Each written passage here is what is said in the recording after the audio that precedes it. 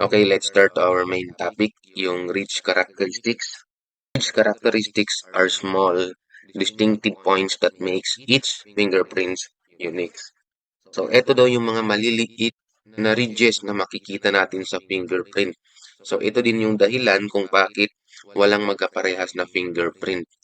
So, yung nakikita nyo dito sa image, etong score, island, dot, bridge, bifurcation, double bifurcation, yan yung mga tinatawag nating ridge characteristics.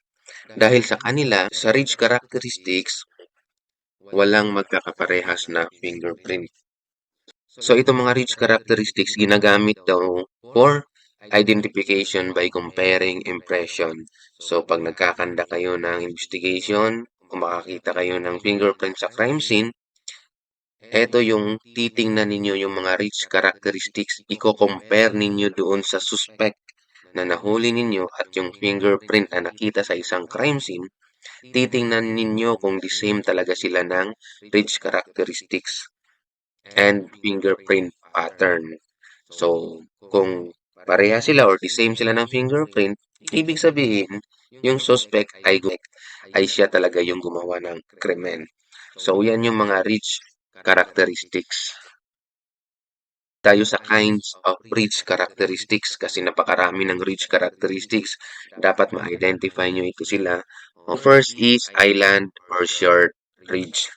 Ito yung independent ridge that is not connected to other ridges, travels in short distance and then suddenly terminates or ends.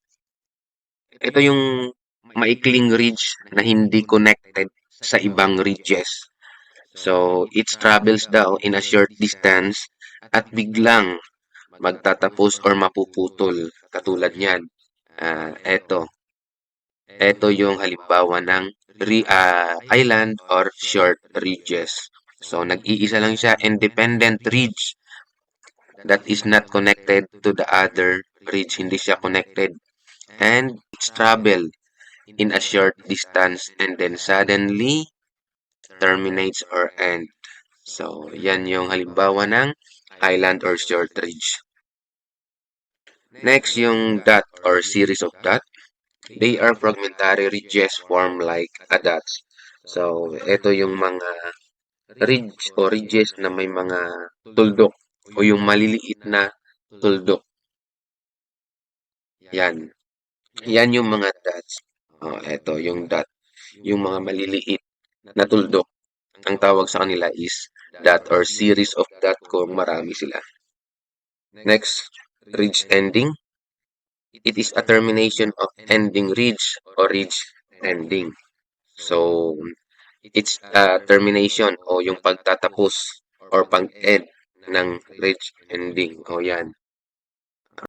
Yung may circle is yan yung ridge ending o ang dulo o pagtatapos ng isang ridge o mga ridge. Next is yung ridge hook. It is a ridge that divides to form two ridges which are shorter in length than the main ridge. Itong ridge hook ay isang ridge na nagdi-divide upang mabuo yung dalawang short ridge. Yan. Ito yung ridge hook. Number 5, ridge bridge. This is a connecting ridge between two ridges. So, may dalawang ridge. Ito at ito. And then, mayroon silang bridge. So, ito yung ridge bridge. Yan. Next, incipient ridge. This is a kind of ridge which is madly formed, thin, short or broken, which appears in depression between two well-formed ridges. Yan yung mga incipient ridge.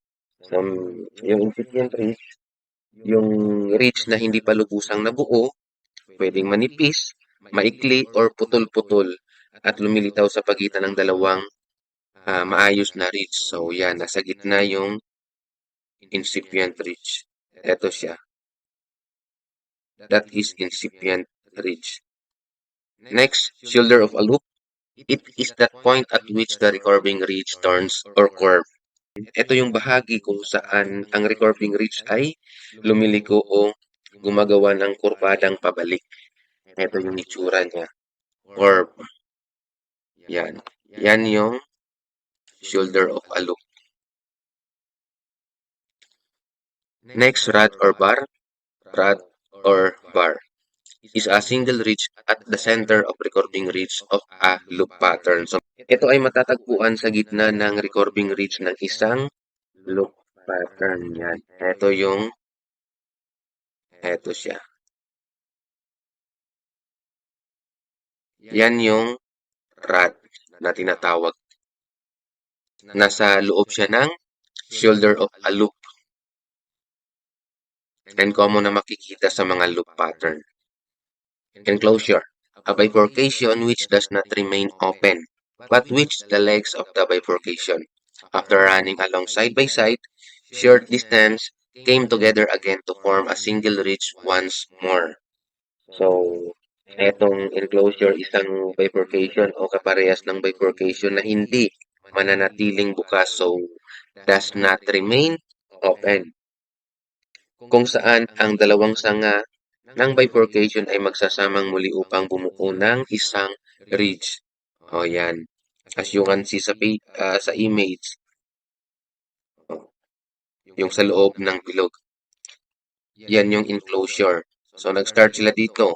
One ridge, and then nag-separate at nag-form again to a single ridge. So, yan yung enclosure.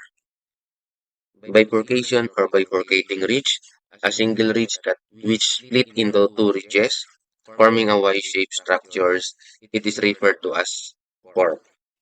So, isang ridge na naghahati sa dalawa na bumubuo ng hugis Y-shape. Yan, yung nasa loob ng bilog o Y-shape. Hindi siya kaparehas ng enclosure na bumabalik o nagdudugtong ulit yung dalawang naghihiwalay na ridges. Yung sa bifurcation naman, putol yung nasa dulo nila. Nagkakaroon ng Y-shape. So, yan yung bifurcation or bifurcating ridge. Next is yung recurving ridge. This is a kind of ridge formation that curves back in the direction from which it started. It's look like a hairpin. So, ito yung recurving ridge. Nag-travel sila yung mga ridge formation. Nag-travel sila that curves back in the direction from which it started. So, bumalik sila. Yan yung recurving ridge. Next is yung converging ridge. This is a ridge formation whose close end is an angular and serves as a point of convergence, usually pointed. Yan yung itsura ng converging ridge. Ito siya. Converging ridge. Isang ridge na ang saradong dulo ay like an angle. Another example is ito siya, converging ridge. So, angular formation. Angular formation yung shape niya.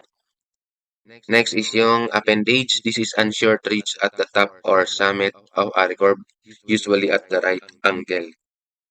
Okay, ito yung halimbawa ng appendage. Yan yung appendage. Parang nagkakaroon ng ridge. Pero ang tawag talaga sa kanya is appendage kasi nasa dulo siya ng loop. Isa pang halimbawa ng appendage. Ito. Next is yung diverging ridge. These are two ridges flowing side by side and suddenly separating. One ridge going one way and the other ridge going another way. Yan yung itsura ng diverging ridge. They travel